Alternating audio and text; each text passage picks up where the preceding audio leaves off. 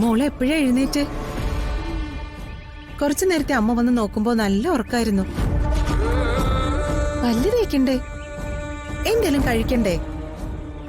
ഇന്നലെ രാത്രിയും ഭക്ഷണം കഴിക്കാത്തല്ലേ മോള്? ദേ, അമ്മ ഒരു കാര്യം പറയട്ടെ.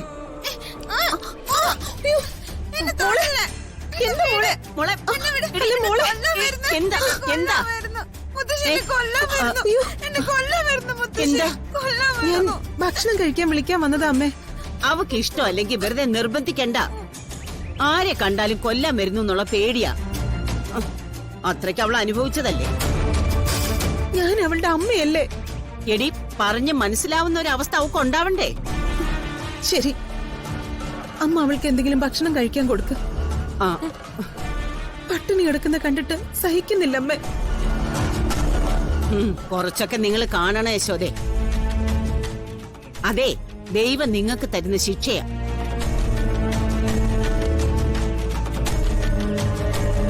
ഈ നിൽക്കുന്ന ഇവളുടെ മുഖത്ത് നോക്കി ഒരമ്മയുടെ കർത്തവ്യങ്ങൾ ചെയ്തിട്ടുണ്ടെന്നേ നിനക്ക് പറയാൻ പറ്റുമോ? പറ്റുമോ യശോദേ? ഇവളുടെ കാര്യങ്ങളൊന്നും നിങ്ങൾ നോക്കണ്ട. ഇവള് പട്ടിണി കിടന്ന് മരിച്ചാലും നിങ്ങൾ പോയി അവളെ തീറ്റിപ്പോറ്റും. അവളുടെ കാര്യം മാത്രം നോക്കിയാ മതി. നിങ്ങൾ ചെല്ല്.